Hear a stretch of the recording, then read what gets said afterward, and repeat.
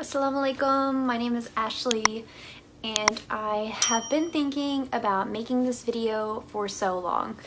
So I wanted to share the story of how I found Islam, converted, because I get asked so much. So I converted in June of 2019. So at this point it's been just a little bit over a year, alhamdulillah. It's been quite a journey, and for some people it looked like my journey was 1 month, but for me I think it probably started when I was in college.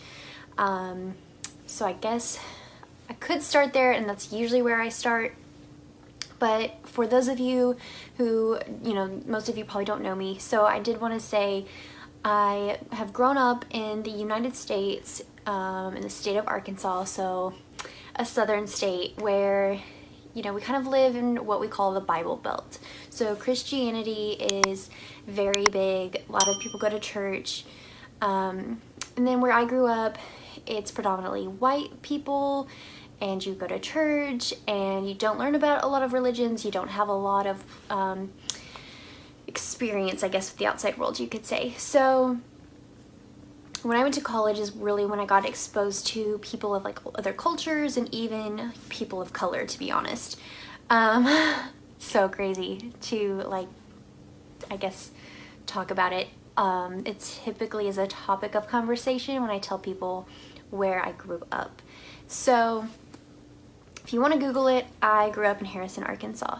So I went to college, and when I was, I believe, a sophomore, maybe a junior, it's all kind of a blur. All the semesters kind of run together when you look back. So I saw a flyer for a program, and they partner American students with international students.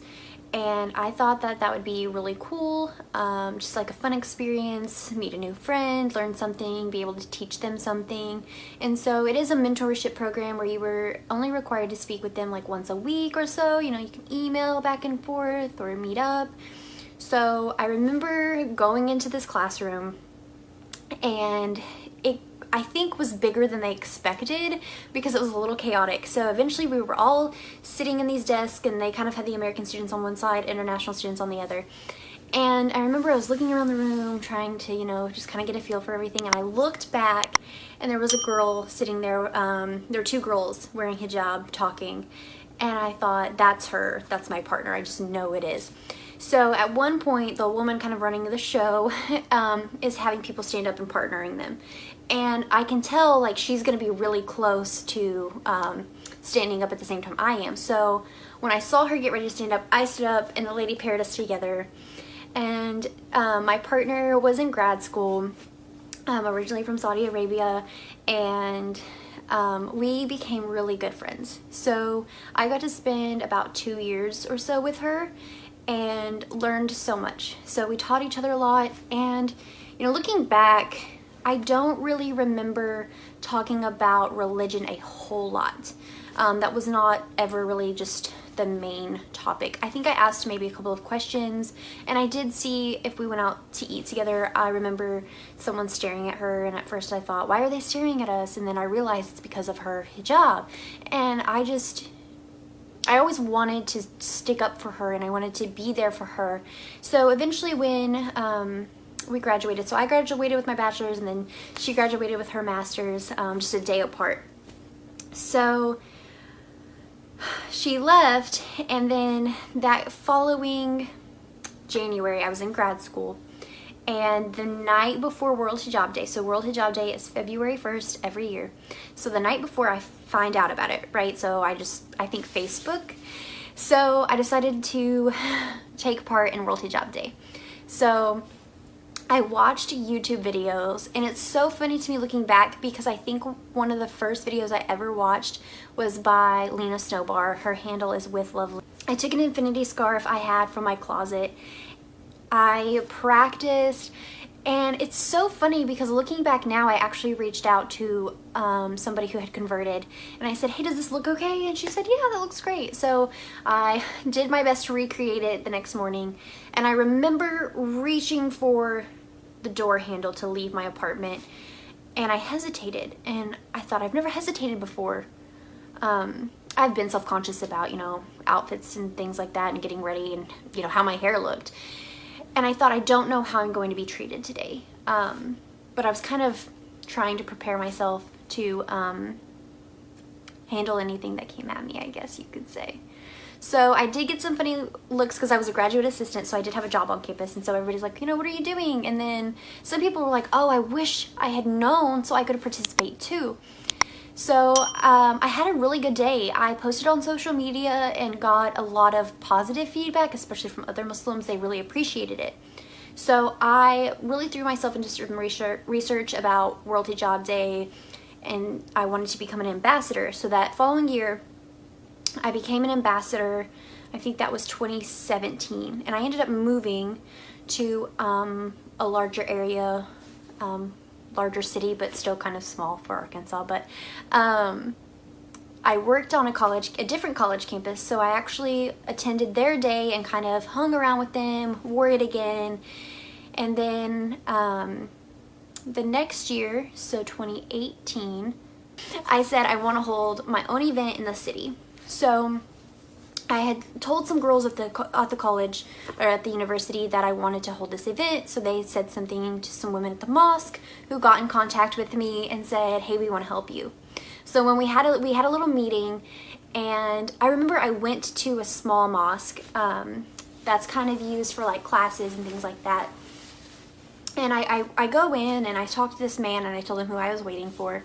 He went back in a room because he was doing something, and he comes back out and he offers me a snack and he shows me where the restroom is, and I come back out from the restroom and he offers me a piece of pie, and he kept like, you know, just going back and forth like he wanted to talk to me but he wasn't sure.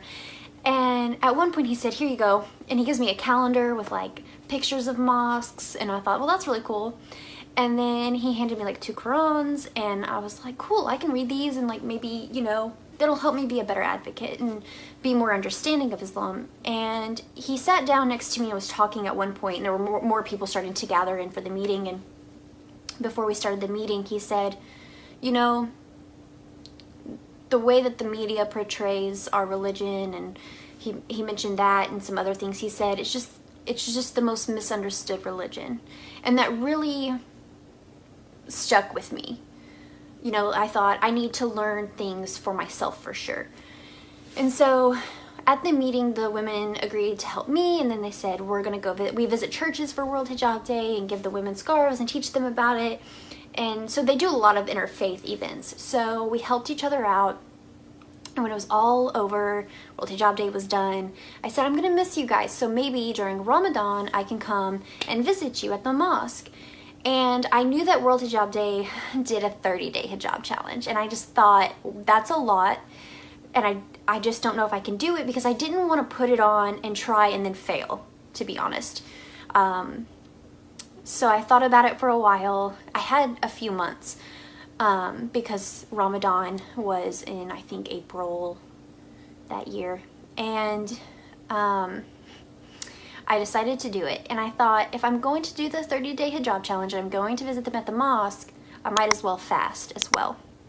So I wore the hijab as much as I could out and about. I let work know, hey, I'm going to be wearing this. And I was at the mosque almost every night. There were a couple of nights I couldn't go because of work, because I was traveling at the time. And I noticed about a week or so, in maybe 2 weeks, as I was learning more, I could feel this change happening.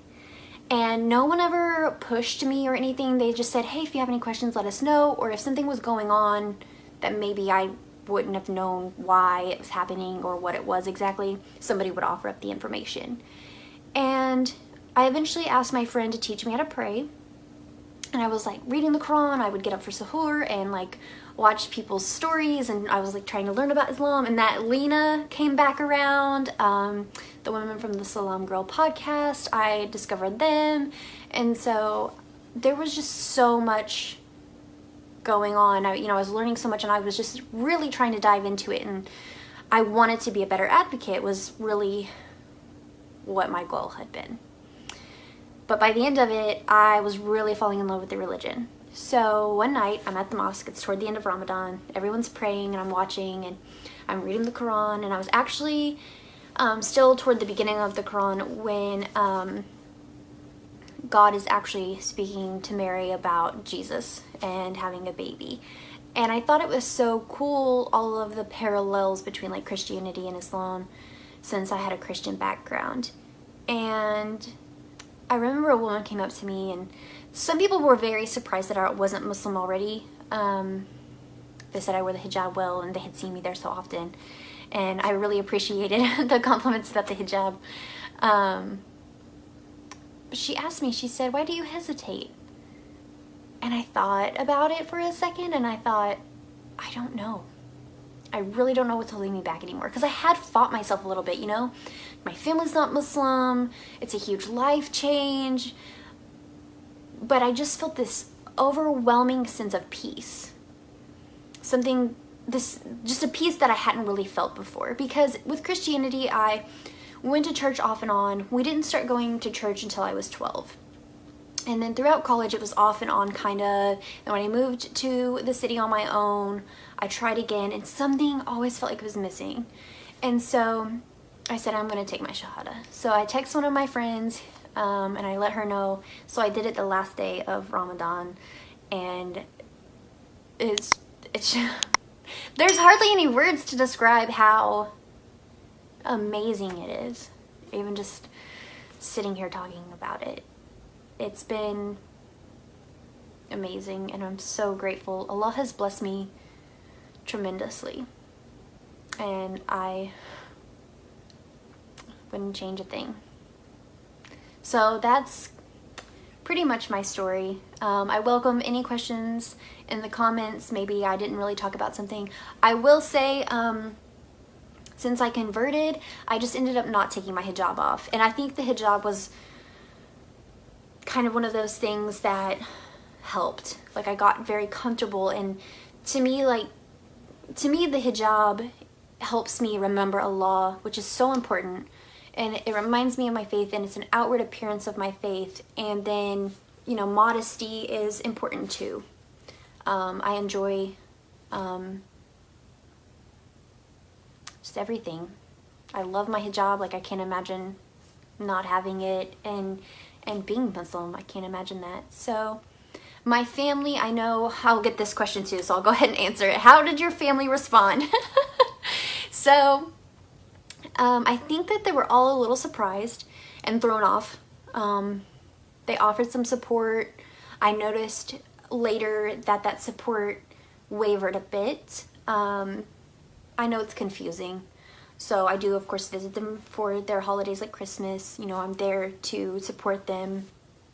And then, you know, they know when I'm fasting and things like that. So there's still a lot of obstacles and learning on both sides. But for the most part, I've had just such a really great community anyway. And I definitely threw myself in to like classes to like learn Arabic, and I went to I've gone to Sunday school. So there's always going to be so much to learn about, and I'm trying to kind of take my family on that journey with me as much as I can without overwhelming them.